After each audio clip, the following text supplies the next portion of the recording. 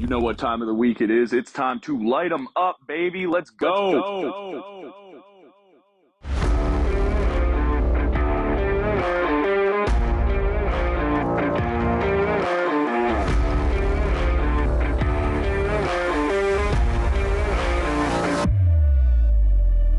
You are tuned in to the Light 'em Up podcast, home of the hottest sports debate show on the internet. Each week, we feature 3D debates on the past, present, and future of sports. And if you don't come correct, you will get lit up. Thanks for listening. Now let's get into the action.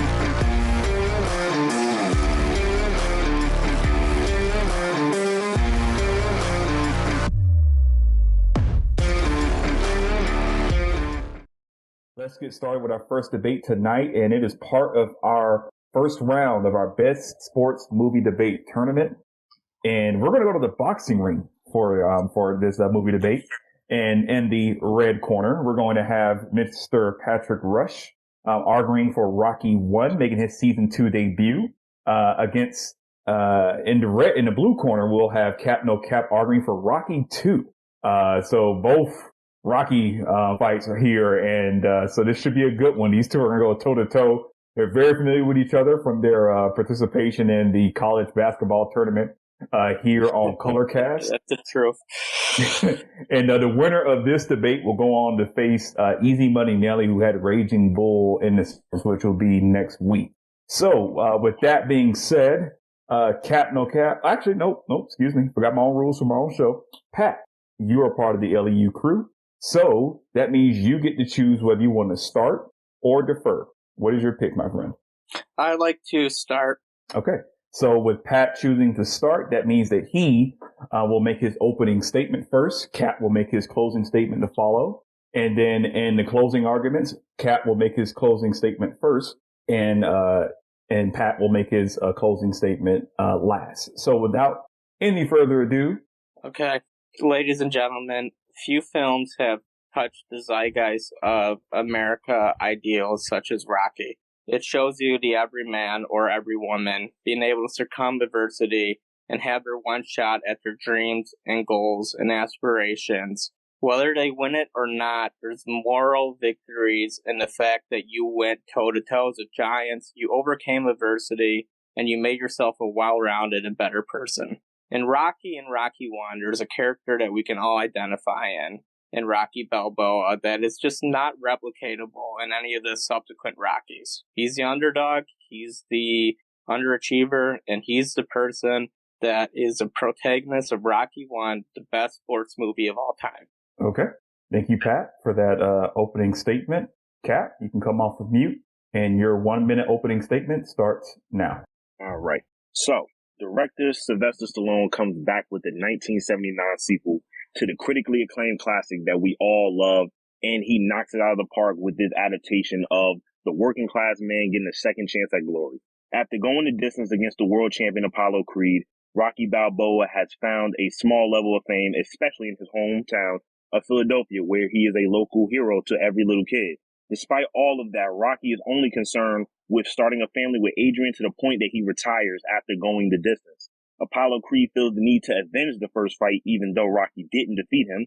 Creed feels defeated and will not quit unless he fights Rocky again. The movie will pull you in with its solid storytelling of an underdog that doesn't mind it even though he has the world behind him. All he wants to do is start a life with his wife and start a family. This movie also has the advantage at getting the story right by giving this a real feel-good ending by letting the underdog actually have a fighting chance of winning and showing that his first fight was not a fluke as he screams, "Adrian, I did it," to the top of his lungs and into America's hearts for eternity. Thank you. All right. Thank you, Cap, for that opening statement. Let's see. You both can now come off of mute. All right. Patrick, are you there? Yes, sir. Okay. It's showing me as you're reconnecting, but okay. Awesome. All right. Okay, gentlemen. Thank you for those opening statements. Your 6 minutes of Crossfire starts now. Okay. The sequel is never better than the original, and this can't be any more true than Rocky 2 in comparison to Rocky 1.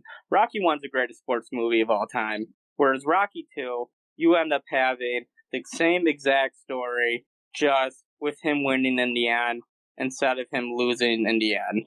And by the way, he lost in 15 rounds to the undisputed champion Apollo Creed, barely, and it was a great story, and it was more than sports. It was a love story, and it was beautiful, and it was America, and it was romance, and it was sports, and it was everything. The original Rockies on top, Cap. Well, I personally feel like you make a lot of solid points, but I feel that Rocky 2 just does a little bit better with continuing that story of Rocky's love for Adrian and showing how much he is willing to go full and beyond for her. And it also shows the other side of fame. Like, yes, Rocky did become a little famous after that fight with Apollo, and he tried to capitalize off that by trying to get into commercials and stuff like that. But the problem was he was not able to read, and I like that they help us by telling the story of the underdog a little bit deeper, because in Rocky 1, yes, they do focus heavy on his romance with Adrian, but I feel like in this movie, it takes the time to just build the world a little bit more, and the sequel is able to do something that most sequels aren't able to do. I think you're wrong. Rocky 1 has the audience more so than the sequel, Rocky 2, have a glimpse into a character of Rocky and see themselves in the underdog.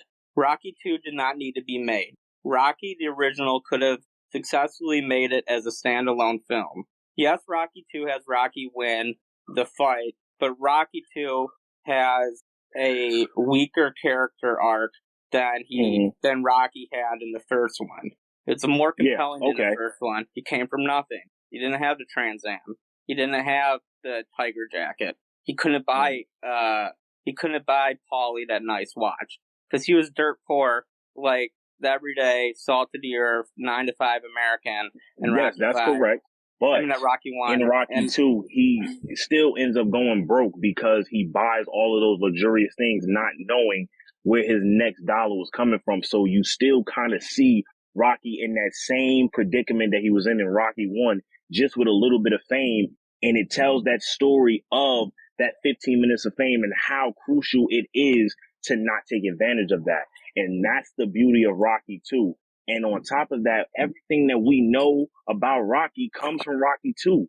The Adrian line, the running up the stairs. Adrian line was Rocky 1, my friend. And by the way, it was actually part 2.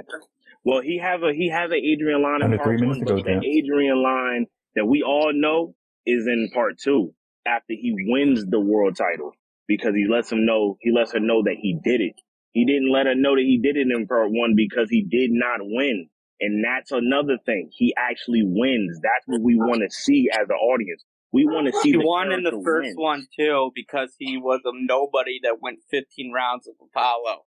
Correct. But in part 2, he shows that he's not a fluke and actually beats Apollo and gains his respect through it. And he already gained respect so much. That was a character. So if you want to make a good Apollo Creed movie, forget Michael B. Jordan. It's Rocky 2 because it goes way more into the character arc of Apollo Creed than it does Rocky. Rocky 1 is about Rocky. Is only is in about the movie Adrian. for about 10 minutes. He's only in it for 3 scenes at most. The beginning, the scene where he challenges Rocky, and then the fight scene, and that's really it. So it still is the Rocky movie. It's just an add-on. We have one more minute, Okay. I will clarify that Rocky and the Adrian chant was in the first Rocky film. Just want to clarify that. Yeah. 1 minute to go. Okay, 1 minute Not to Adrian, go. I did it. It was in part 2.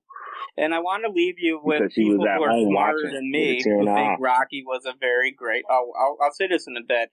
But another thing, Rocky 2 was not actually one of the more critically acclaimed films, where Rocky won Best Picture, Best Director, and it won...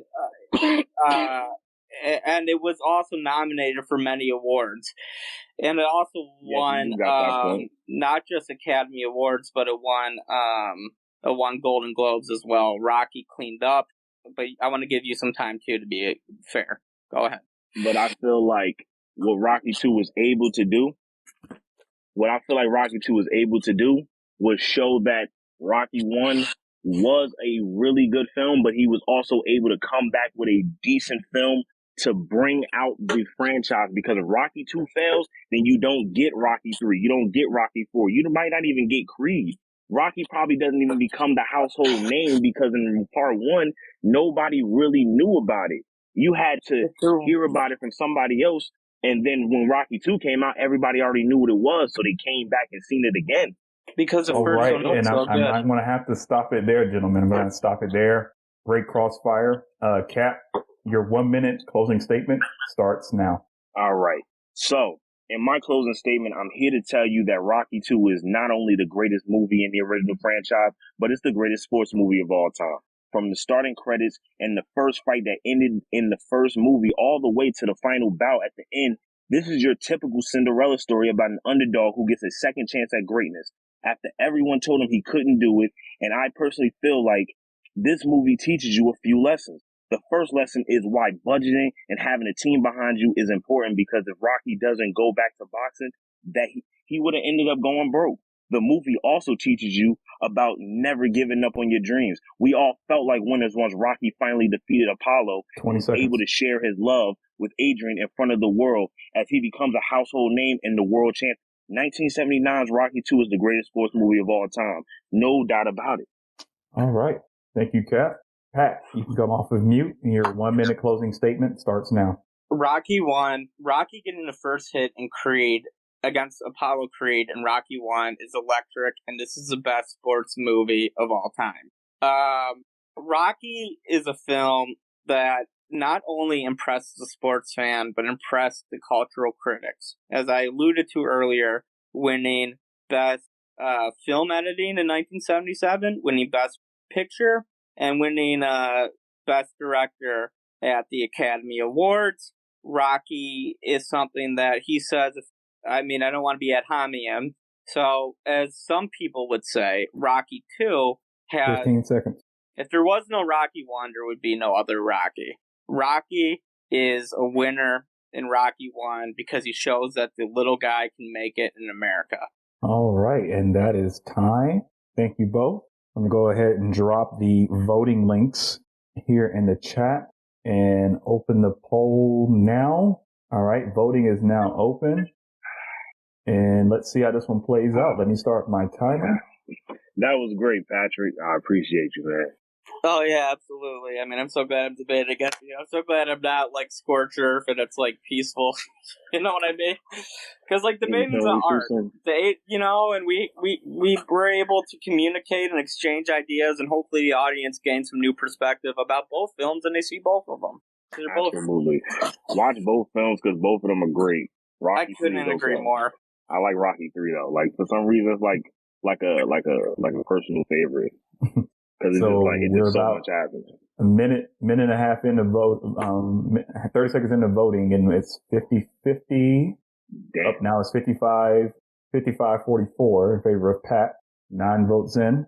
My listener count shows that there are 12 of you in here. So if you haven't had a chance to vote yet, you got about a minute left to do so. Back at 50, 10 votes each. About 50 seconds to go. Somebody please vote. That's ridiculous. And there's 12 people in here. That's the crazy thing. Damn. All right. Still tied at 50-50. So, come on. There's some people in here. Here we go. Okay. So that's 12 participants in here. 12 votes. Rocky 2 wins 58-41. Congratulations, Cap. All right. Cap will improve to 1-1 here in season 2 and 2-1 all time. Wait, does that mean I get Nelly? And yes, you will face Easy Money Nelly in next week's semifinals.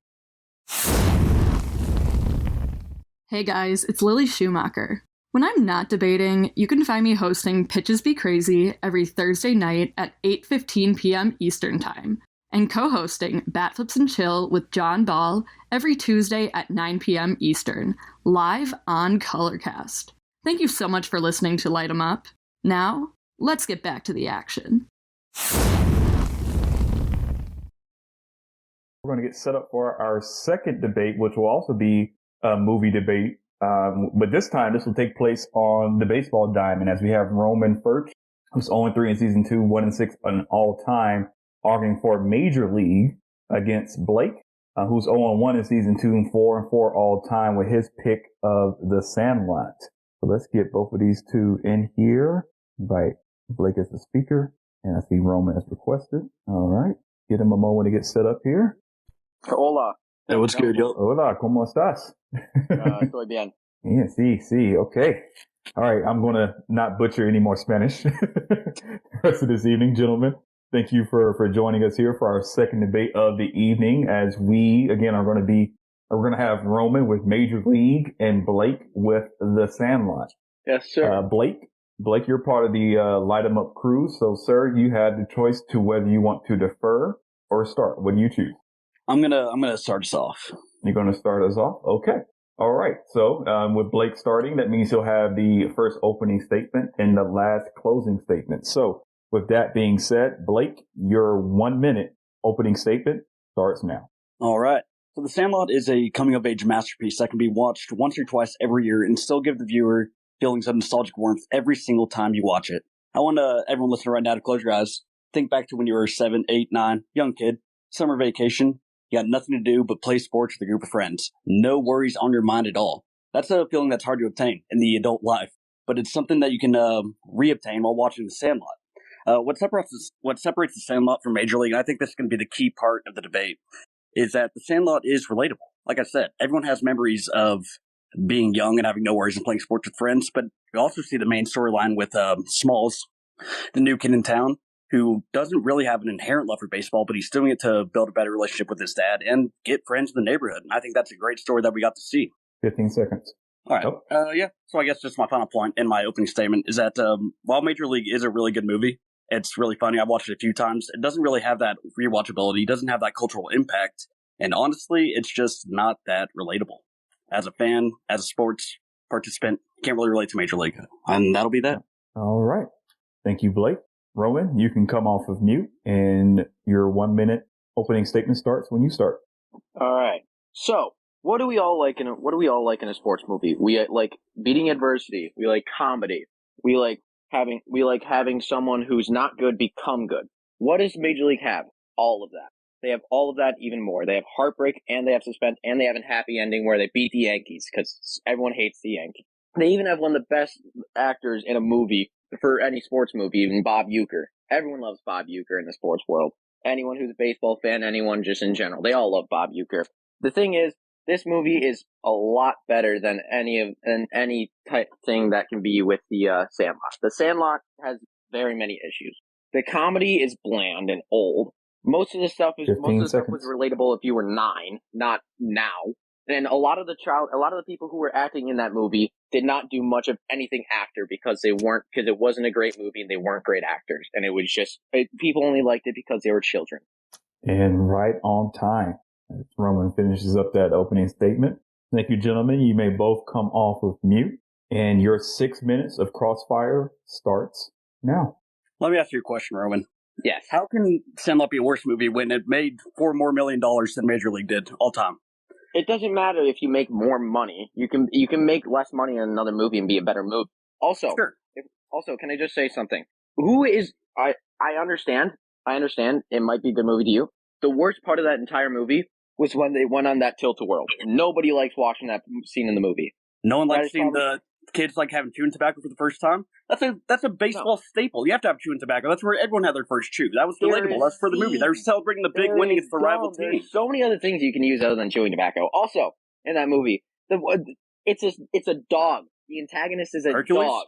Yes, it's a dog. How is a dog scary? Hercules? Well, because they were kids. They built up the myth. They had James Earl Jones on the other side. They thought it was a man-eating dog. That's a pretty common thing for kids to have.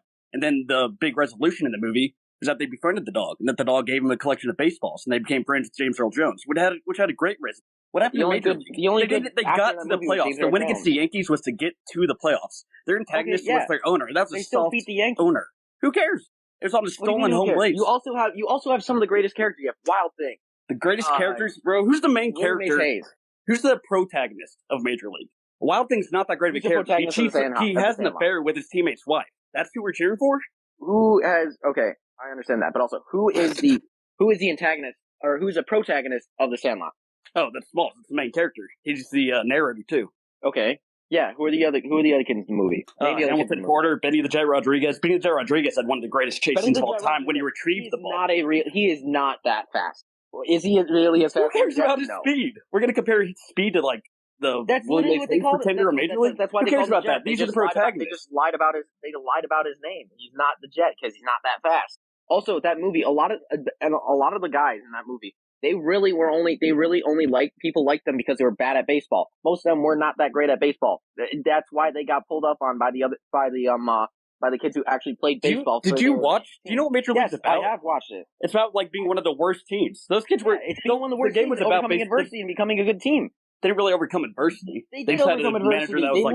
They literally overcame adversity by getting a manager who had been in the league for years. They got a bunch of guys who hadn't played or either been hurt or been bad or just never played baseball really, and they put them together and they won games. What brought them together? What was the driving point? The point is that they were going to move to Miami. No baseball fan wants to move to Miami. Miami sucks for any. Everyone's to be in Miami better than. Okay, look, I don't care about the plot. For sports, other than basketball, they were terrible sports. Cleveland? Yeah, Cleveland sucks. Miami also. That's a different 3 minutes remaining, gentlemen, and I remind you both to stick to debating the movies. We're not debating on which the more desirable athlete destination. Stick to the movies. Yes, sir. I understand. Roman, you can't really cheer for any of those characters. None of them are like the manager, the gruff guy that's pissing on contracts. That guy's kind of entertaining, but Wild Thing's not a good player. The third baseman, Rob Don, wasn't someone that you could cheer for. He was a prima donna. They all just overcame themselves. What they overcame the Sandlot was about, that it was just about kids playing ball. It's that simple. It's kids having fun. It's more relatable overcoming yourself than just being a kid playing baseball. Anyone can play baseball at any age. It doesn't have to be a kid. Exactly. And plus, most of those actors grew up to be nothing other than James Earl Jones. I don't think. Well, James Earl Jones was already pretty big before that. Well, yeah, James Earl Jones was before that. Everyone else. Remember, I'm just gotta say, name one movie that they were in after the Sandlot. None of them, because the Sandlot was really the only real movie that they could be in. Yeah, and it's a very successful movie, cult classic. We're debating the merits of each movie against one another. Yes. We're not talking about the future beyond it. All right, but if we go off the merit of the movie, I mean, all it really is, the whole premise of the thing is they're playing baseball, they lose a baseball, and all they got to do is get that baseball back. That's really how the movie is. That's really how most of the movie is. Well, I mean, the big conflict of the movie was the rival team pulling up. That is some great iconic lines. Give me some good one-liners from Major League that's remembered. Everyone always says, "You're killing me, Smalls." That's still going around. You play ball like a girl. That had a cultural impact. Major League had zero cultural impact. Quote the movie. You can't. A little wide outside. That's every time you hit a fly ball. What? Felipe Aguilar coming up to the plate. This guy's a big... I forgot to say. Oh, yeah, the big right-hander, Felipe Aguilar, coming up to the plate. Here comes the pitch. Oh, shit. Those are some... You don't see that on shirts, though. You don't see any of those characters' faces on shirts. You see Hamilton Porter everywhere. Yeah, you see him everywhere. Charlie Sheen in jail. That's it. You see him in... Yeah, that's after the movie. Yeah. Major League is a fine movie, but it's just not as beloved. Major League is a better baseball movie because it talks more about baseball. It's more about baseball. Sandlot. Sandlot's, yeah, it's more of a coming-of-age story about kids who love the game. Major League's about a bunch of people who are getting paid to play for a shitty team. And they throw weird plot lines in there, too. Is it a coming-of-age story? All it is Smalls learning how to play baseball, kind of, and it's Smalls getting a friend group for life. It's a new kid in town. Well, yeah, you ever been the new kid, Roman? Friend group, but really, yes, I've been a new kid before, and I know what it's like. It's not. Have you ever been in the major leagues playing for an owner that doesn't want the team to win? You can't relate to that movie. You can't relate to the human struggles. The human struggles are just old athletes trying to make more money or bang each other's wives. I can relate more to a team like Major League, where a team is purposely built to be bad. All right, gentlemen, and that is time for Crossfire. That was more intense than I was expecting, but you both came correct, and it is now time for our closing statements, which will be led off by Roman. Your 1 minute starts when you start. All right. So going off of what they said, the major premise of Major League is that there's a bad team. You really want them to be good. Everyone else in the front office wants them to be bad. They be good. They overcome adversity. The Sandlot, the main premise is a dude comes into a new neighborhood, doesn't really know many people, kind of becomes friends with them, and loses a baseball, and they get it back. That's really it. They get the baseball back. Okay. I mean, what's the important part about that? What is everyone liking about that so much? That's the big thing. Not much. Other than really, they have a couple one-liners. What about that movie strikes? It's a better sports movie. The movie has more issues. All right. The movie has more things about it that are. The movie itself is more trying to be a coming of age movie than it is trying to be a movie about sports. That's the thing.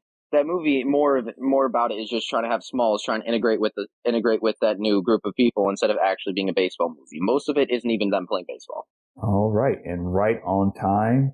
Thank you, Roman. Blake, your 1 minute closing statement starts when you do.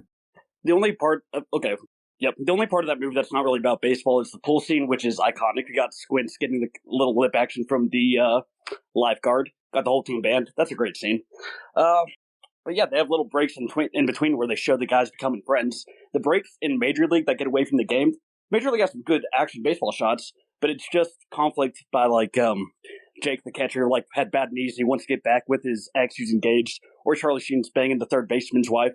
That has nothing to do with the game. Then you get back to the game, and even then, the action sequences aren't that great. They kind of turned around out of nowhere. There wasn't really any team building like we saw in the Sandlot. It wasn't really a complete story. It just kind of put a bunch of wild characters on screen and put them in baseball uniforms, and that's what Major League was. It's a funny film, but it had zero cultural impact. It doesn't have any legs. Sandlot's still around forever, and it's always going to be around. It brings in feelings of warmth and nostalgia, while Major League might just give you a few cheap laughs. All right. Thank you, gentlemen, for that very entertaining debate. We're going to drop the voting links now in the chat. Good debate, Roman. And when I go against some of the best, I have to bring out my A game, and this was one of those days. That was good. It's a tough thing to debate. It's a weird thing to debate. One thing we can agree on, though, is that the sequels to both of these movies are dog shit. Especially when you switched from Invincible to Sandlot, I was like, shit. Sandlot just needs representation. Invincible, it's one of my favorite movies, but I don't know if it's easy to defend. Yeah. Oh, damn, I got you. Yeah, that's going to be a majority for Blake, 72-27. Blake, you will move on to face Zach Cantrell and Caddyshack next week in the semifinals. Hey guys, James Fleming here, host of the Pig Pen Thursdays at 9 Eastern Time, where we talk mostly lists. We compare a lot of top 10s. Also host the Gamble and Ramble show Sundays before football every week. Stay tuned for more Light 'em Up. Next up is our NHL Coach of the Year debate between two more Light 'em Up debutants in RC Milton and Jake 3152. So let's get them in the seat. RC is ready. Sent me the speaker request. Love it. All right, so let's get them on here, and let's also get Jake in here. Invite him as a speaker. Okay, RC, Jake, how's it going, gentlemen? Doing great. Thank you so much. Jake, how you doing, my man? I've been pretty good. I'm busy studying for finals. I'm studying for this debate. How's it going, guys? You picked a very odd thing to do for a study break, preparing for a NHL Coach of the Year debate to take a break between studies. But hey, whatever works, right? Yeah, whatever works. Okay, so let me set the stage for this debate. As I mentioned, these two gentlemen are making their Light 'em Up debuts, so we don't have any records or anything to go off of, but exciting to have some new energy here on Light 'em Up.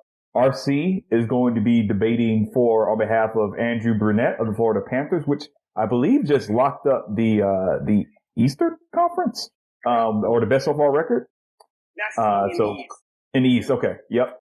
And then Jake is going with Gerard Gallant of the New York Rangers as their pick for the NHL Coach of the Year.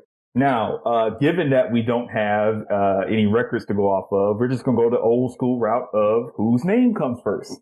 J comes before R. So, Jake, you get to decide if you want to start or if you want to defer. And before you answer, let me just remind you again that if you elect to start, you have the first opening statement and the last closing statement. If you choose to defer, you have the last opening statement and the first closing statement. So with that said, which do you choose? I would like the last closing statements I'm going to receive, and I will go first. All right. Well, your 2 minutes starts now. Okay, so Intimate's done a really good job. He didn't even start the year as the head coach, so that's very impressive. That being said, Florida was going to be a top 5 team, probably in the league, no matter what. They had a top team. New York Rangers came into this year as a fringe playoff contender at best. They have not made the playoffs for 4 years. Rangers are a very proud organization.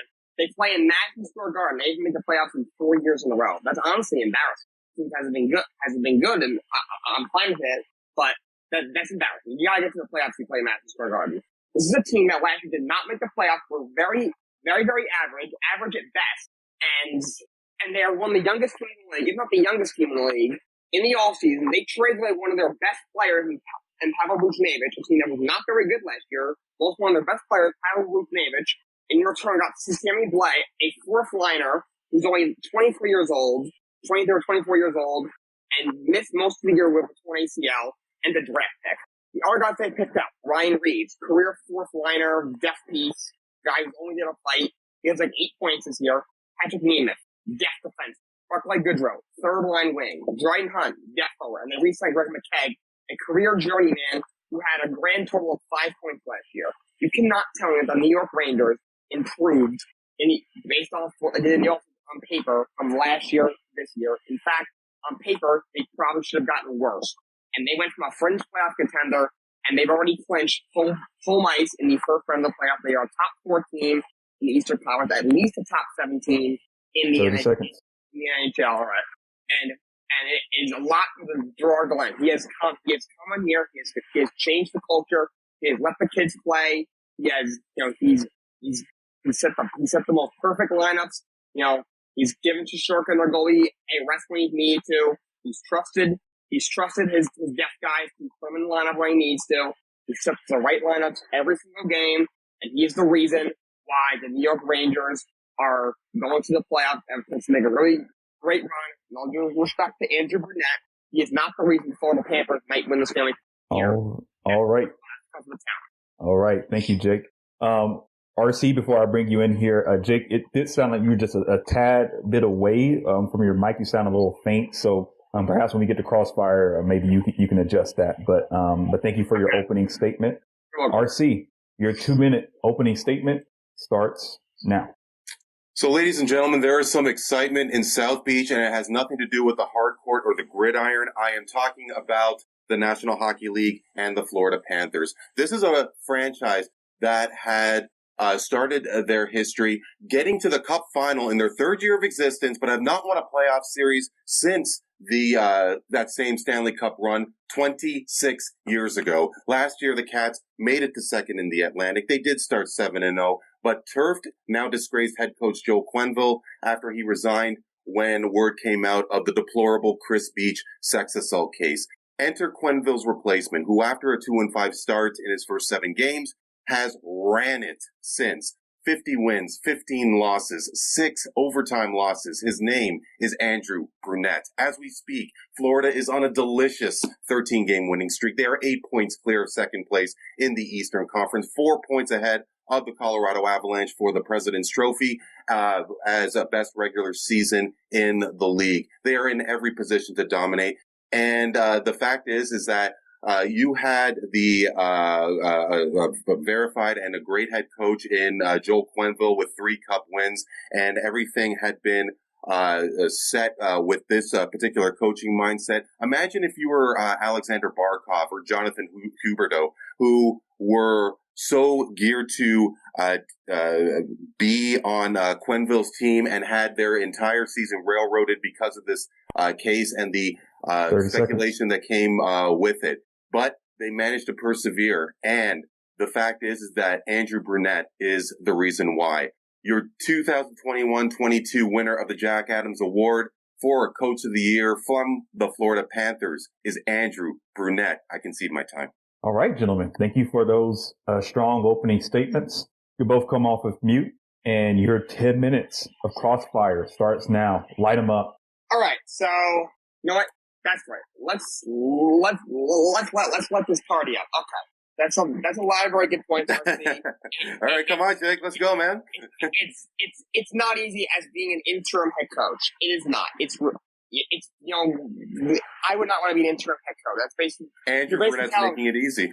Andrew Brunette's making it easy. He is 34-6 at home, Jake. He is 23-9-6 on the road. That sounds. Right. He's doing it with ease. That's true. It's not easy being interim head coach. Being interim head coach is like, oh yeah, well, well, the first girl we had sucked, and we don't have time to go out and get somebody else. So just pretend to coach the team, and maybe we'll keep you next year. So it is hard being interim head coach, especially in a situation that he was thrown into. It was not because of the team underperforming. It was because, like you said, the horrible allegation that came out against Joe Quenneville. So he was rightfully let go, and they decided to stay with the status quo and promote him. So he should definitely be a candidate. He's probably the number 2 candidate behind Gerard Gallant. But it doesn't matter who you're throwing in there. The Florida Panthers were going to be a top 5 team no matter what. And he's done a very good job. But you still have to play the games. I mean, respectfully, you still have to play the games. And of course. And the reality is that Andrew Brunette came into a completely unprepared situation, and ifs and nuts. I mean, the reality is that they don't have anybody with a proven pedigree in terms of experience. Huberdeau, Barkov. I mean, Huberdeau's been there a decade. He doesn't know what a playoff success is like, let alone That's Barkov. True. Sorry, go ahead, please. That's true. But Gerard Gallant, where he was getting into? Gerard Gallant, wherever. I mean, yes, he coached Vegas for a few years, but he didn't know who he was getting into. He took over a very young team that didn't really have that many expectations. And Gallant's a guy who's used to having some expectations. So he was really going into a situation he didn't really know what he was doing either. Yes, he wasn't an interim head coach. He took a team that's one of the youngest in the league. That was a fringe playoff contender at best. They did not get better on paper in the offseason after missing the playoffs last year in a shortened season. They should have had no problems getting into the playoffs. And he took them to the top 4 team in the Eastern Conference. He's done an amazing job. Gallant knew that he was going to be head coach this coming season, not Andrew Brunette. And the reality is, whatever he did in Vegas, that's one thing, but he's coaching the New York Rangers now. So, yes, he took an expansion team and ran it to the Cup final. Would have been incredible to see Marc-Andre Fleury lift the Cup on the Strip, but that didn't happen. And you take somebody like Andrew Brunette, who is a rookie coach, and is able to have a 13-game winning streak right now as we speak. It's absolutely incredible. With no proven veteran leadership in terms of winning. You have Aaron Ekblad. You have Claude Giroux. What have they done in the playoffs? Nothing. Well, Claude Giroux it wasn't a Cup final, but of course he hasn't been there too long. But who do the Rangers have that has playoff experience? All right, Claude Giroux won 2 Cups with Tampa, but he was like a third or fourth line guy in that. Part of it was Tampa stack. He was a second or third line guy on the team. That's not Tampa, but outside of him, they don't have any playoff experience. Kreider's really never been to the playoffs. Mika, I'm not sure has ever been to the playoffs. Even Panarin, who was a starter for the Rangers.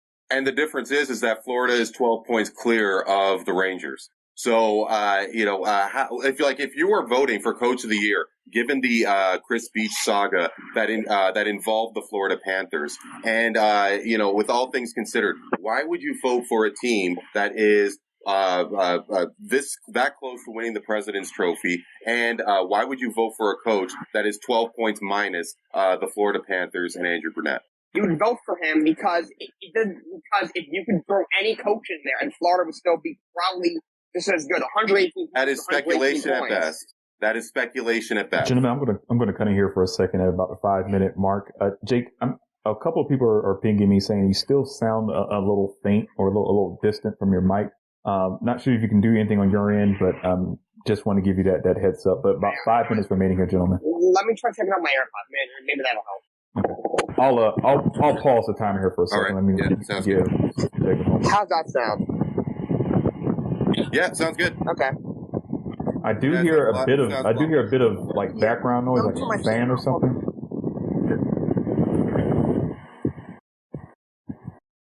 Okay, whatever you did, that's perfect. Yeah, I turned my fan off. Sorry. Oh, okay, cool. All right. He's probably nearby the Florida Panthers, so he has to cool off. That's why he... 5 minutes remaining, gentlemen. All right, so you would pick Gerard Gallant because, yes, you're right, it's speculation, but Florida was going to be at least a top 5 team in the East coming into the year. You can at least say Nobody knows that, though. I mean, it's the perfect... Look at their roster. Look at their projection before the year. Okay, look at the roster. But I mean, okay, so let's take a look at a guy like Huberdeau. Right now, he's second in the league in points, I believe, with 114. He has not scratched 100 at all in his career. The last time was his second best season beyond this one. It was 92 points in 2019. So you could make the argument that Andrew Brunette is the reason why that Jonathan Huberdeau is having the kind of season that he's having. He's probably going to be nominated for the Hart. Yeah, he'll definitely be a finalist. And I'm not saying Andrew Brunette's not a candidate for head coach of the year. He should be second. It's really not that close. But Mika Zibanejad's having the best year of his career. I think Artemi Panarin's honestly having the best year of his career, and he was a superstar before the Rangers. Chris Kreider's having by far best year of his career. This is a guy who, even when he first came up, we thought he'd be a 40-goal scorer. Screw that. He's got 51 already, and he's got 4 games left. Okay, so are these guys going to be nominated for the major awards? Bobrovsky, you could say, is going to be nominated for a Vezina. So, Igor Shesterkin's the best. Igor Shesterkin wins the Vezina. Igor Shesterkin wins the Vezina. Sorry? Igor Shesterkin wins the Vezina. Okay, well, with Bobrovsky leading in wins, so, and obviously Gerard wins is overrated for goalies. For goalies. So, Gerard Gallant's system is always preaching defense. So, you know, what kind of how many times does Shesterkin have to bail out his blue line? He had that same kind of setup in Vegas. He's brought it to New York. Okay, Shesterkin he's running it with goals against, with the sparkling goals against. I think it was just over 2. But in the end, Sergei Bobrovsky is doing things that he couldn't do in Philly, and he did have a scratch of success in Columbus, but he never made it past the hump over there. So where does the value of the coach, like how much is the coach responsible for that success? You have to say that Andrew Brunette, a rookie coach who came out of a completely bizarro world set of circumstances, is the reason why. And I mean, like, let's say that he was hired in a traditional sense, like Gerard Gallant. Maybe I'll give it to you. Maybe but the fact is that you get to be a professional athlete. You are set on a set of parameters. You're meticulous in a certain way. Hey, Andrew Brunette, hope you had a great weekend. By the way, Joel Quenneville had to get rinsed, so you're going to be the head coach of the team. My best wishes to you. Yes, I gotta say, minute 30 remaining, gentlemen. There might be a line when you gotta get rinsed. That's pretty. I'm not gonna lie. I'm gonna shout out Dave Perkins from the Toronto Star on that one. So that's his famous line. So I gotta give Dave Perkins on that. That's pretty funny. But like, I mean, sorry. What was their record before he got hired? The Florida Panthers were right around the top of the stand, and they're still there. So yeah, he's done a good job. He's kept them there. But without Gallant, the Rangers do not get near the top of the standings. Because the Rangers, you say, are 12 points back? So, all right, they're obviously won't pass them because just mathematics. But the Rangers are, right up there with the Panthers for top teams in the league because of Gallant. Not saying their players are bad; they have good players. But if you throw an average coach in there, they would not be top 4 in the East. If you throw an average coach in Florida, I think they're still at least top 3 in the East. Well, we'll never know the answer to that question. But the reality is, how much of a Cinderella story outranks, all other factors here? Because the reality is, Florida, they've had 2 7-game winning streaks, which is winning streaks over 6 games. And like I said, a baker's dozen right now? Are you kidding? Who does that in the NHL? I mean, they're not the Golden State Warriors. This is the Florida Panthers of the National Hockey League. I mean, nobody does 13-game winning streaks in the NHL. And you got to say it's because of the coach. All right, gentlemen, I got to end it there on the crossfire. Great debate so far, gentlemen. Appreciate the energy and the humor. Jake, awesome, man. That was a lot of fun. All right, let's finish this thing up. Yeah. So actually, no, I got this wrong here. RC is going to make his opening closing statement. Yes. Yeah. So RC, 2-minute closing statement starts now. There's so many interesting factors that come into Coach of the Year, whether it is within the NFL, the NBA, and as we're talking now with the National Hockey League. But, could a team like the Florida Panthers be a 60-win franchise? Could very well happen. And with all things considered, as mentioned in my debate with my spirited panelist, Jake, Jonathan Huberdeau is having a season like he's never had. Sergei Bobrovsky, he's killing it between the pipes. And as Roman did say in his debate, they are doing it in front of a terrible fan base, probably the worst in North America. The city of Miami, who doesn't know how to support a sports franchise. I'm sorry. They are terrible, terrible sports fans. And the Florida Panthers are actually providing an argument saying that, hey, we have a solid product. We have the ability to do something really special here. And it is because of their head coach. As mentioned before, a 23-9-6 record on the road. Okay, 34-6 clean on South Beach. It's just an incredible season, and it's from a leader who has not had any coaching experience in the National Hockey League and wasn't even expected to coach in the first place. So the truth of the matter is, Andrew Brunette's going to have to dust off a little section on his mantle because he will be the winner of the Jack Adams Award for Coach of the Year in the National Hockey League. I concede my time. All right. Thank you, RC. Did you set that up to play you out as you were wrapping up your debate? No. Sweet. I wish I did. Actually, yeah, I did. I had that AV. Actually, I got a text message, and I don't know where that tone came from, but I think I have to reset my tone, my ringtones. No worries, man. All right, Jake, let's get you in here for your closing statement. Your 2 minutes starts now. All right, so RC brought up a lot of very good points. By the way, I'm very sorry if anyone is from Miami because he just destroyed them. But staying on topic for my closing statement.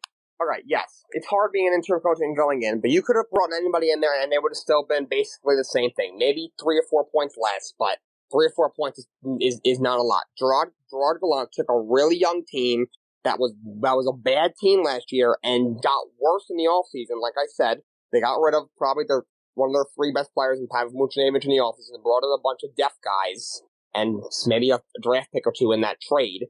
And they've been exponentially better because Evander's having a career year. Chris Kreider is having a career year. Even Artemi Panarin's having a career year. Adam Fox is doing just as well as he did last year at such a young age. Igor Shesterkin is doing stuff that we've never seen out of a goalie this young. So Gerard Gallant is doing what Andrew Brunette did, except he was hired more traditionally. It's because he's a better coach than Andrew Brunette. And he's doing it with much less talent. Like I said, the Rangers should not have been this good. And Gallant is basically carrying them. Not that their players are bad. They're pretty good. They have some young pieces. But this is a team that at best should be a 7 or an 8 seed. And Gallant is completely carrying them. Meanwhile, Andrew is not really carrying them. He's helping guide them. But he is not carrying them. Like I said, the Rangers should be an 8 seed in the East, and they're at least a 4th, and they have a chance to get the 2nd spot. Florida was going to be probably a 2 or 3 seed in the East, and all right, they're the 1 instead of the 2 or the 3. You look at the Florida, they have so many stars: Huberdeau, Barkov, Ekblad. Okay, and the Rangers outside of they got Kreider, who to this point had been a good, not great player in his career. Panarin's a great player. Mika really didn't become a great player until about 2 years ago. Fox is developing. Shesterkin's still developing. They're a bunch of either very inexperienced guys who just overcome prospect status, or a bunch of deaf guys who are pretty much washed, or never even had a plan to be considered washed, or even they're bleached. Guys like Ryan Reeves, and they still are a top 4 team in the East with a chance to be the 2nd best team in the Eastern Conference. So, without further ado, Gerard Gallant is the Coach of the Year. It's not even close. Okay. Well, thank you, gentlemen, for an entertaining debate here on our 4th debate of the night. Let me go ahead and drop this voting link in here. It's live. Jake, thanks so much, man. I always love chatting with you and chopping it up on your show when you are able to get an hour going. So, yeah, good luck on your finals, my guy. Thank you. Man. That was a lot of fun. You did fantastic. That was a lot of fun. I thought being in the chat on the show was fun. It was even more fun when you're on here. That was a lot of fun. No, appreciate you. Thank you so much. David, thank you for having me on the show. Oh, yeah, Dave. Yeah, Light 'em Up is just, this is incredible. Such a format, so organized. Well done, my man. Appreciate it. Thank y'all. I have a great team that supports me to make this all happen, but appreciate you guys coming on and providing entertainment for the community. Really appreciate it. Take a look here at the votes. It is 8-2 in favor of RC. There's 13 listeners here. That's the majority. RC Milton, sir, you will win your Light 'em Up debut. But Jake, you put up one hell of an effort, man. This was very entertaining. And looking forward to having you both on for future debates here on Light 'em Up. Hi, I'm Patrick Ruch, host of Patrick's Happy Hour, weekdays from 5 p.m. to 6 p.m. Eastern Standard Time, where we talk about everything. Keep on tuning in to Light 'em Up. Now it is time for our fifth and final debate tonight, and which will also be a Coach of the Year debate, but this time on NBA. So I'm going to welcome in here the undefeated Season 2 caster, Zach Cantrell. And we're going to get a second dose of Mr. Patrick Ruch to do this debate. So we're going to have Patrick debating on behalf of Monty Williams of the Phoenix Suns versus Zach Cantrell and JB Bickerstaff, who coaches the Cavs. Gentlemen, welcome. Patrick, this is like when the Williams sisters met at major finals, except our dads aren't going around slapping anybody. So there's a good start, I guess. Oh man, yeah, Mr. Cantrell and Mr. Ruch slapping and high-fiving each other. We're like best friends off the court, he's trying to say, because it's true, but tonight I'm coming to try to win. Well, you're a Magic Johnson guy, so I guess I got to be Larry Bird tonight. All right, well, gentlemen, let's put the brakes there. Let's save the bars for the actual debate. Okay, well, Patrick, again, you're Light 'em Up crew, so you get to decide if you want to start or defer, my friend. I want to defer. Okay. So, Zach, your 2-minute opening statement starts now.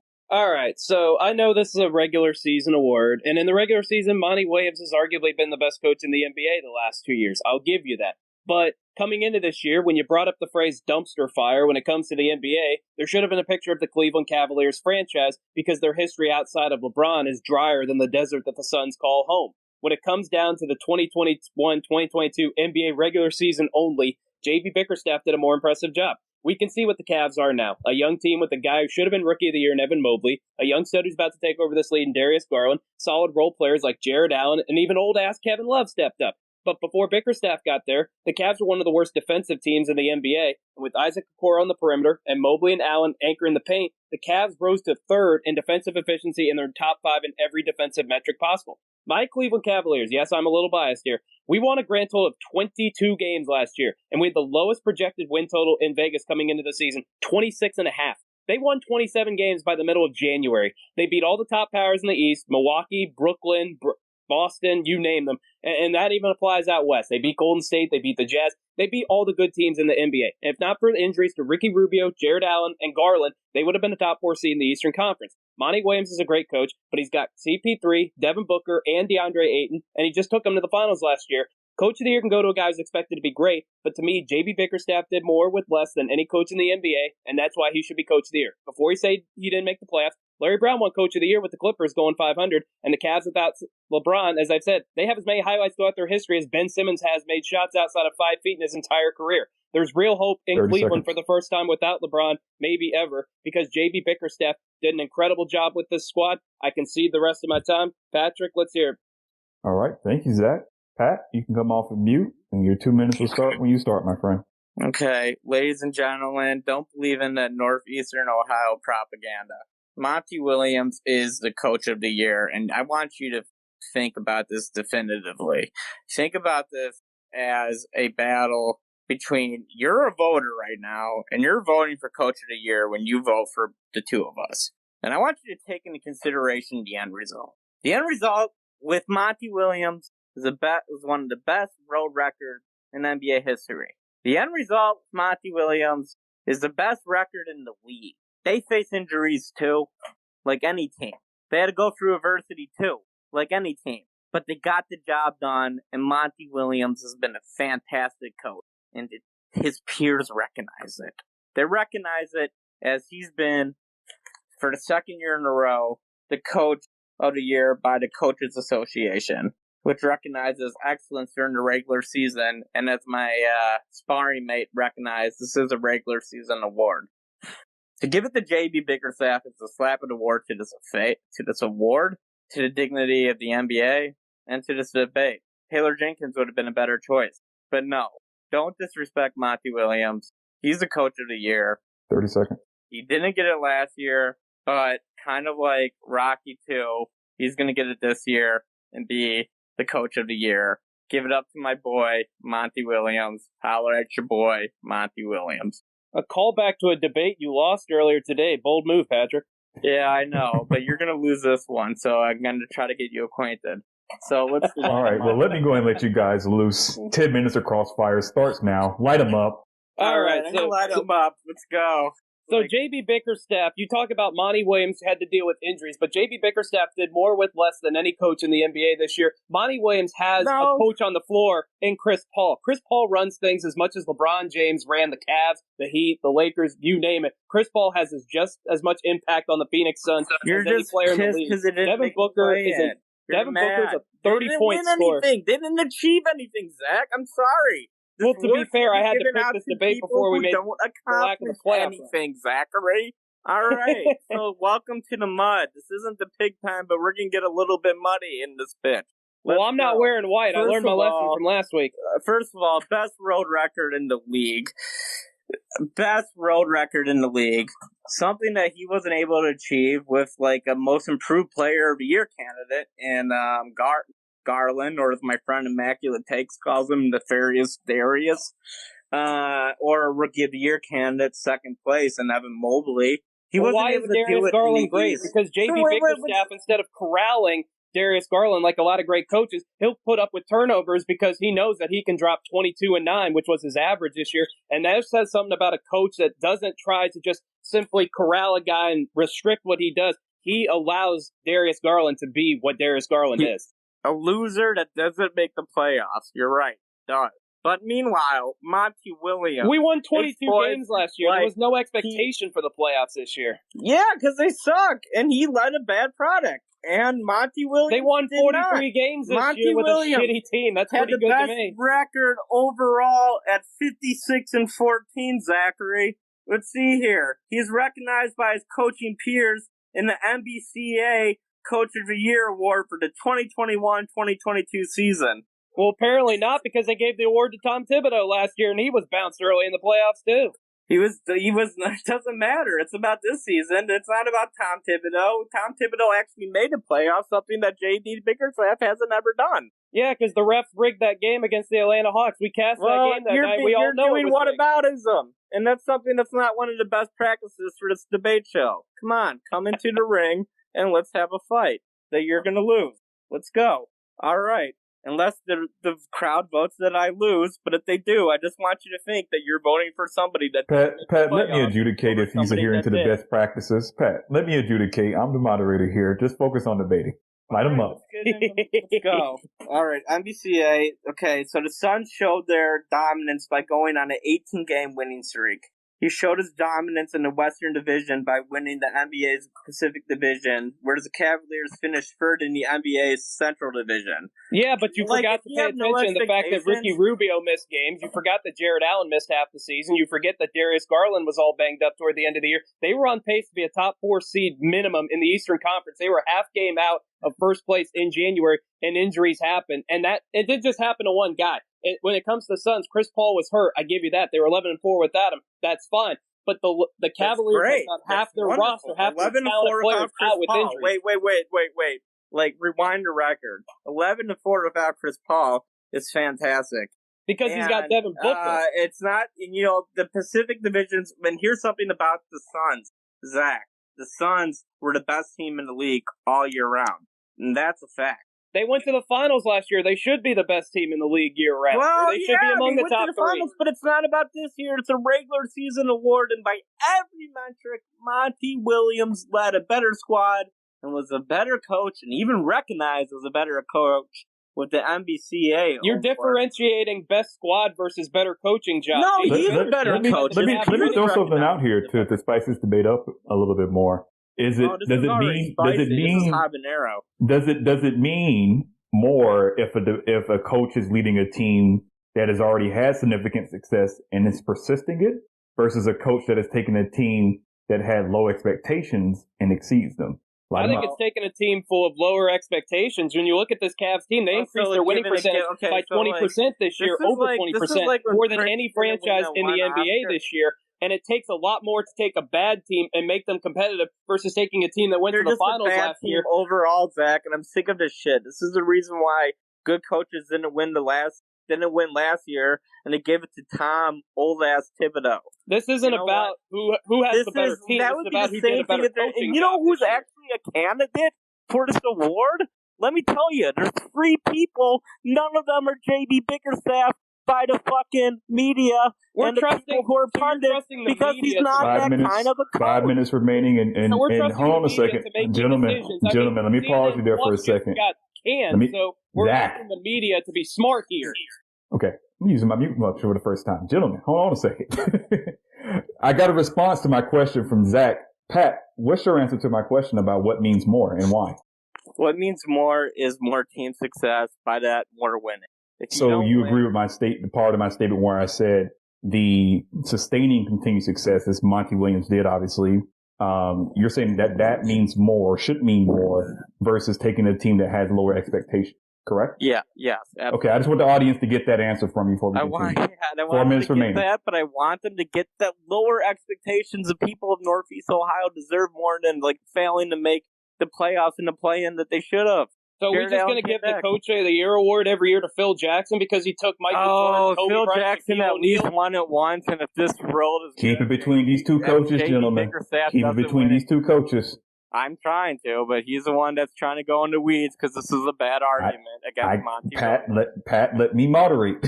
I understand that. Let me moderate. Keep it between these two coaches, gentlemen. The only reason I bring Phil Jackson's name up is I'm just saying at this point where we're just talking about, are we just going to give the coach that has the best record every year Coach of the Year? Not necessarily, because best coach or the team that has the best record doesn't necessarily mean that was the best coaching job that year. Usually take a team that was mediocre to being a good playoff team is a more impressive accomplishment than just competing at the highest level and just saying, we went to the finals last year, we're in the mix again. Congratulations, whoop-de-doo. I could lead the Suns to 60 wins this year. Oh, you couldn't. You're doing color cast with me. None of us could do this shit. This is really hard to do, and it's really hard to win success in the NBA. That's why I'm not even going on a tangent, because I'm trying to win this debate here, and I'm trying to do it for Monty Williams. And how much coaching is Monty Williams doing as opposed to Chris Paul? I mean, without Chris Paul, Monty Williams would be a plumber. He did pretty good without him, better than you all did without because there was 3 or 4 guys as opposed to one guy. That's even though you had a guy that was a defensive player of the year candidate and rookie of the year candidate that I argued on behalf of earlier, you still couldn't get the job done. And you know what? You know who could get the job done? He got robbed of this award last year. He should, by the grace of God, get it this year. And I really believe this. Monty fucking Williams. I agree with you, Monty Williams. 2-minute warning, gentlemen. I agree with you. Monty Williams should have won the coaching of the year last year, but we can't just correct past mistakes by giving they can, because he has the best record this year, one of the historic road records. They could easily, because he's a better coach. In every conceivable way, he's a better coach. This is ridiculous to me. This is ridiculous to me to even come up here with J.D. Bickerstaff. If you're going to come up here with the guy from, the Grizzlies, okay, that's a debate. But no, Monty Williams is that dude. He's the dude. He coached the best team, the best road record, a historic road record in some capacities. He had months win streaks, something that the Cavs and other teams haven't even sniffed. He is the coach if Monty Williams is a better coach, why did the Hornets get rid of him? Michael Jordan fired his ass. But Michael this isn't Jordan's about last year. It's a regular season award for one season and one season only. And one season, in every conceivable facet, Monty Williams has been a better coach than J.D. Bickerstaff. So what Give me the metrics how the Suns were better this year as opposed to last year, because I can give you the metrics where the Cavs they went from 106 points to 109 points. It's not about. Look at it. I already told you what I think it's about. So I'm going off of my rules of this game here. And even then, he did better despite having to face adversity. You mentioned a Chris Paul injury. Why was Monty robbed last year? Because he got it by the coaches. And the same year this year, the coaches, his peers, recognize him as coach of the year. 30 seconds. Regardless of what anybody says here, the NBA coaches recognize Monty Williams as coach of the year, and that's with all the other 29 coaches. So you could have just said he won a popularity contest. We don't know. It's not a popularity contest. It's mutual respect. And you know what? Tom Thibodeau won the award last year for basically doing what JB Bickerstaff did this year. Something that JB Bickerstaff hasn't done yet as a coach. And gentlemen, I'll have to call it there. Very rousing crossfire segment there. Thank you both for that. Light 'em up. Yeah, true light 'em up fashion there for sure. Pat, your 2-minute closing statement starts now. Audience, please, for the love of God and all things good, don't vote for JB Bickerstaff for this. Taylor Jenkins, if you want to get that against Monty Williams, fair game. But this isn't that. This is Monty fucking Williams, who had the best road record in the NBA, even having to deal with big-time injuries to Chris Paul. This is Monty Williams, who had the best record in the NBA throughout the whole entire season. He is the real deal. Or some people would say the real McCoy. Don't give it to a guy that didn't even make it out of the plan. Don't give it to that. Think about it. In this situation, you get to be the NBA voter for Coach of the Year. Don't give it to a guy who's unsuccessful. Give it to a guy who actually coached the best team in the fucking league. You are the voter. Make your choice be heard, and make sure you make the right voice be heard for Monty Williams of the Phoenix Suns. And this debate goes out to all the people who are victims of that forest fire in Arizona recently. I don't care if I win or I lose. I hope those people are safe and secure. Okay. Thank you, Pat. And obviously, I think on behalf of everyone that's listening tonight, I obviously want to make sure that those individuals are safe and sound too. Absolutely. Zach, your 2-minute closing statement starts now. I agree with the sympathy, but I don't need to hear the sympathy card played to try to win a debate here. JB Bickerstaff stood out this year because he coached differently than the rest of the league. Everyone around the league focuses on going small, extending three-point shooters. He went big. The Cavs went big with Jared Allen, Evan Mobley, and Lauri Markkanen. They create matchup problems for every team they matched up against. And the hardest thing to do as a coach in the NBA is to convince your squad to play defense for 82 games, 48 minutes a night. And almost nobody did that better than the Cleveland Cavaliers. They finished top 5 in the league in scoring defense, scoring efficiency, every defensive metric you want to talk about. But numbers only tell part of the story because JB Bickerstaff changed the culture in Cleveland. This team played hard every single night on both ends of the floor. And for the first time in my lifetime without LeBron, there was a real buzz and a real energy about this team from day one until the very end. If not for injury luck, we'd be seeing this team in the playoffs. You want to just focus on the playoffs? Well, they would have made the playoffs if not for injury luck. And you don't have to be coach of the year. You don't have to make the playoffs to get coach of the year. Larry Brown did it by taking the Clippers to a 500 record. The Cavaliers are the modern version of the Los Angeles Clippers.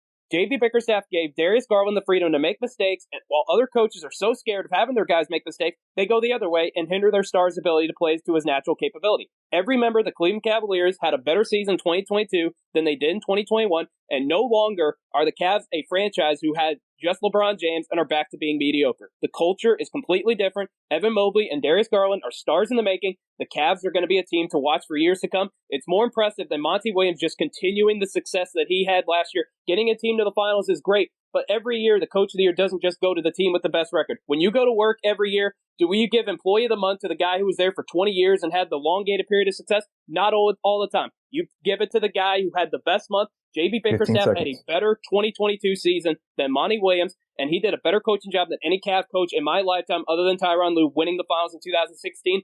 Monty Williams might be the best coach in the league, but this year, JB Bickerstaff did a better job. I can see by time. How are we going to cast a game after this? It'll be a fucking right on time. Right on time. I don't know how you guys are going to cast a game after this either, but it's going to be fun. I'll tell you It's going to be rowdy. For sure. I'm going to drop the voting link here in the chat. That is now live, and vote away. threw a punch after the bell, but hopefully I gave him hell because I really believe in when I went against Zach. I can't wait to cast with you, but like I had to like if this guy gets robbed in the eyes of these people, I feel like it's cognitive dissonance. Like we can't have. You have to understand that this guy actually earned it. And I just hope people vote based on the debate, not have a preconceived thought and just go with that. It looks like you're doing pretty good because I got a bad name for myself after, like, you know, commenting. But, like, I can't. It's just, like, I hope in real life, though. I really hope in real life, not this, but in real life, Monty Williams wins it. Because I honestly feel like he earned it. Well, regardless. And it was great debating you. And I had a great time. A great debate. And with that, that is 13 votes. We have 13 listeners, and we have 69% of the vote going to Zach, who will remain undefeated at 3-0 here in season 2. So congrats to Zach. Patrick, thank you for a passionate debate. Gentlemen, enjoy your game afterwards.